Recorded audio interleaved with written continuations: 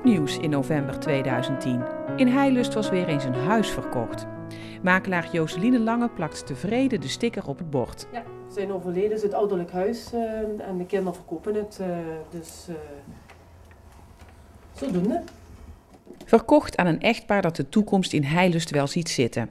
Maar nog geen 2 maanden later krijgt het stel een brief waarin staat dat het pand onder de wet voorkeursrecht gemeente valt. Kerkrade heeft daarmee het eerste recht op koop in verband met de mogelijke sloop van tientallen koopwoningen. Wij zijn hier in november of zo geweest met de makelaar. Want u heeft dit huis pas net gekocht, hè? Ja. En woont u er inmiddels? Ik woon er inmiddels, ja. Sinds 4 dagen. Sinds 4 dagen. Maar u woonde er nog niet. En toen kreeg je al een brief van de gemeente dat de gemeente dit huis waarschijnlijk gaat opeisen. En volgens mij op de gemeente wisten ze dat al van tevoren. Natuurlijk gaan die niet in januari zeggen, nou we gaan de hele boel hier opruimen. Die wisten dat. Maken ze mij niet wijs. En toch hebben ze me dat huis laten kopen. Uw makelaar wist niks? Nee, mijn makelaar wist niks. Nee, die heb je gevraagd niet meer. Ja, die zeggen gewoon, de gemeente zegt gewoon dat is intern. Dat was nog intern. Niemand wist iets. Bent u boos? Teleurgesteld. In wie? Ja, eigenlijk in de gemeente. Zij wisten het en toch laten ze mijn huis kopen. Ja. Ik heb toevallig afgelopen woensdag de raadsvergadering gevolgd en je ziet dan mensen zitten waar je dan op gestemd hebt en die nu eigenlijk compleet de benen onder je lijf weg zijn het zagen. Die gewoon ja en amen zitten te knikken. Ja, het doet pijn, dat meen ik serieus. Dus weinig vertrouwen in de plaatselijke politiek? Ja, helemaal weg. Helemaal weg. Echt. Heeft u hier veel zelf in gedaan in deze tuin? Alles? Ja. Dus het is uw paradijsje, midden in Heilust. Ja. Ik heb momenten dat ik stil daar zit en dan kruipt er zoiets in je in dat je zegt, wat heb je ingestopt aan energie? En ik heb binnen ook alles zelfs opgeknapt. En dan heb je dat gevoel, ja, het sterft iets. Ja. En hoe lang woon je nou hier in dit huis? Ja, we slaan me dood. 8, 9 jaar.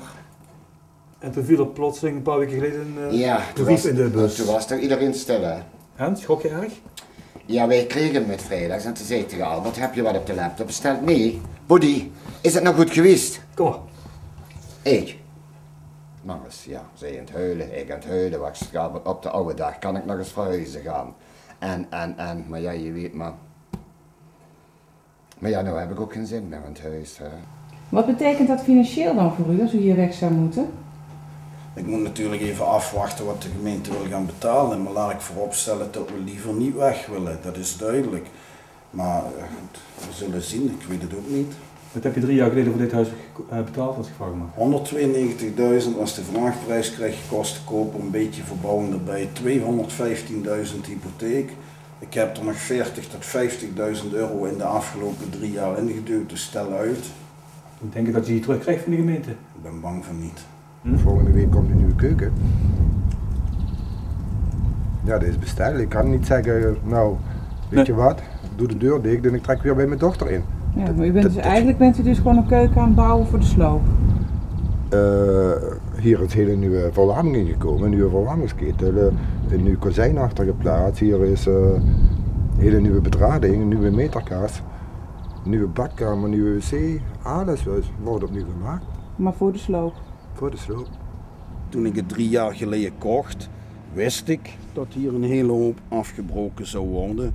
Dus maar ik had me een heel ander beeld voorgesteld dan nu. Ik had eigenlijk verwacht in een hele nieuwe wijk terecht te komen met een iets oudere woning dan ten opzichte van die, maar wel in een mooie nieuwe wijk.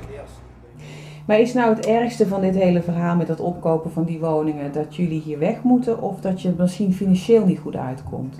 Allebei.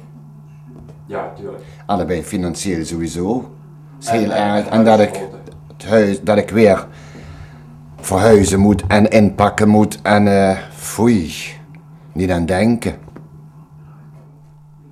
Of dit voorkeursrecht van de gemeente gehandhaafd blijft, beslist de gemeenteraad binnenkort. Maar of de woningen daadwerkelijk tegen de vlakte gaan, wordt pas veel later duidelijk.